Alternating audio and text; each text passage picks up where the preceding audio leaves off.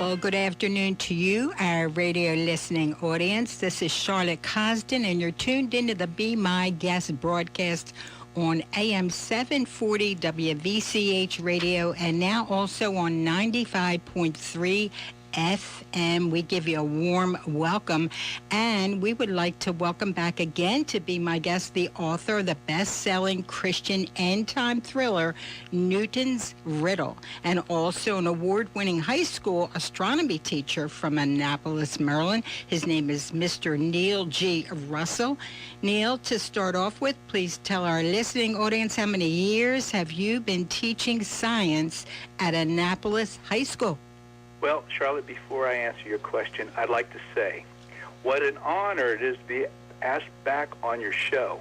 This September will begin my 45th year of teaching. Yes. In words, Charlotte, I've taught 3 generations of Annapolis High students. Wow. 2 years ago, my mother asked me this poignant question: why am I still teaching? My reply to her question is twofold. Ma, I still owe 2 years on my mortgage, but most importantly, I still love teaching. And let me add this, Charlotte. The Bible says God knows our hearts. In other words, God knows the motives of our hearts. He knows my heart better than I do. Yes. He knows that my heartfelt passion for my job is much more than teaching children the content of what I'm required in the curriculum. Mm-hmm. But a word that few teachers and students know and understand, and that word is called truth. I believe this is the sole reason God opened the door for me to be here today on your show. Finally, after all these years of teaching mere facts, I am free to teach the scientific truths behind one of the most understood chapters of the Bible, Genesis chapter 1. Yes. Unfortunately, Charlotte, when it comes to teaching the scientific truths of Genesis chapter 1, no one is doing it. So, no one? Charlotte, I'm going to tell you, no one, no teachers, no professors, and sadly to say, very, very few preachers. Why is that, Neil? Why is something so basic to our faith in God, that He alone is our Creator, not being taught? Excellent question, Charlotte. The answer is quite simple. It's the opposite of truth. I guess I would say lies. Correct. Now, let me ask you this, Charlotte. Who is the author of lies? That's easy. The Bible says that Satan is the father of lies. Correct, Charlotte. You get an A+. Wow. Powerful. Preach on, teacher. We're all ears. Class has begun. Question for you, my stellar student. Can you quote the very first sentence of the Bible, Genesis 1, verse 1? In the beginning, God created the heavens and the earth. Excellent. Now let's go back to that very first question I asked you. What is the opposite of truth? You correctly said lies, Charlotte. Let me tell you the greatest lie Satan ever perpetrated on mankind. If they don't believe in Genesis 1:1 that God created, they won't believe in God. Now think about this, Charlotte. For years, children worldwide have been indoctrinated into believing the devil's big fat lie, that there is no God, that we all evolved on this planet Earth from slime and time. Now, if you get an innocent child at an early age to believe that evolution is a scientific fact, that when they mature, they won't believe in the Alpha and the Omega, the sole creator of the universe and everything in it. Charlotte, we're all familiar with the expression, timing is everything. As a veteran astronomy teacher of 45 years, I have silently watched the devil subtly indoctrinate billions of impressionable school-age children into believing his most deceptive lie, that Genesis 1:1 never happened. By exploiting the fundamental tenets of science as his backdrop, Satan has methodically convinced the majority of mankind that there is no need for an intelligent creator, that everything within our vast universe just evolved randomly. At the end of this year, the fruits of Satan's successful efforts to destroy our foundational biblical truths, that blind us. Mm-hmm. And then take a look, Charlotte, what's happening in the news. It's blinding society. It's everywhere, whether it's economic, environmental, cultural, political, or religious. Valid research studies continue to deny that God created.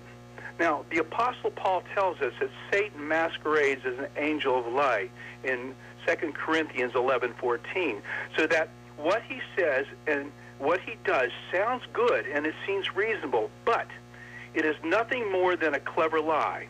I'll give you an example. Charlotte, have you ever seen Jurassic Park movies? Yes. Mm-hmm. Okay, well then, if you recall, Jurassic Park was released in 1993. On Jurassic Park, they had these dinosaurs called velociraptors. Okay, they were introduced as these very aggressive, 6-foot-tall, scaly-skinned dinosaurs that were throughout the movie. But when Jurassic Park 2 came out 4 years later, the velociraptors had changed, Charlotte. They were now covered from head to the bottom of their claws with feathers. Now, here's where Satan's subtle lies come into play. Okay. Talk about fake news. Listen to this. In 1996, it was announced to the world that the Sinosauros tyraxix, the first known feathered dinosaur, was discovered in China.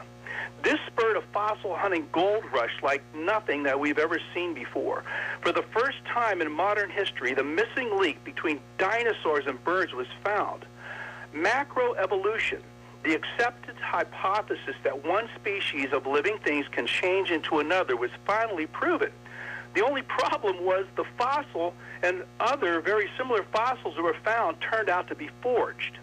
Because dinosaurs are very similar to birds, Charlotte, the forgers combined fragments of other species and carved out realistic feathers in the surrounding stone. The truth of this monumental deception did not come out until 3 years after Jurassic Park was released. Think about this, Charlotte. The devil's plan is ingenious. For the past 75 years, public school systems throughout the world, from pre-K through the universities, have been indoctrinating our students into believing the devil's big lie. Mm-hmm. That's macroevolution. Now, it's macro. There's something that your listeners probably have never heard before. Okay. That individual species like whales and fish, dogs, cats, dinosaurs, birds, and bats have and will continue to change into new and more advanced species of living things by the process of natural selection. It's not evolution. It's called macroevolution. Macroevolution has never been proven, Charlotte. Never. And I'm a science teacher. As I had said before, macroevolution is the ultimate deception of fake news. What has been scientifically proven over and over again is that God has placed within the DNA of each of his created species the genetic ability to modify and adapt its unique body form to its ever-changing surroundings. The encrypted program that God has implanted within species DNA explains how we come up with Darwin's finches, the different breeds of dogs and cats, the different races of humans. To fully understand the science behind, and this is called microevolution. Okay, microevolution, again, is fact. That's God put within us the ability to adapt, but not change from species to species, but to adapt as a species. Okay, class, I want you all to stop. I'm going to talk to the audience as a class right now. I feel like teaching. And I'm going to ask you to take out whatever you can. If you're driving, just think about what I'm going to say and write this down. Everything I'm about to teach you on the scientific truth of Genesis chapter 1 is found at my website, www.genesisbigbang.com. Okay. Let's slowly repeat that, if you would, Neil. Thank you, Charlotte. My honor.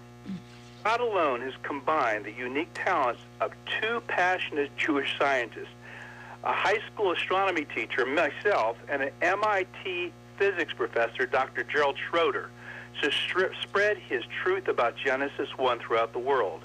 In the summer of 2005, I created and released our tremendously popular website, GenesisBigBang.com. Finding easy-to-understand computerized graphics, folks, people throughout the world now have access to Dr. Gerald Schroeder's extensive research into the scientific principles behind Genesis 1.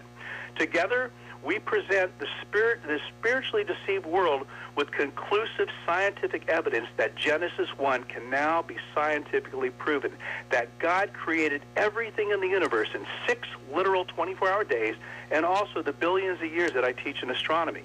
With these facts firmly established in the MIT physics professor Dr. Gerald Schroeder's best-selling books, Genesis and the Big Bang, and the science of God, the world now knows that the Bible is true and that God alone is our sole creator. Again, the website's address, Charlotte, is www.genesisbigbang.com.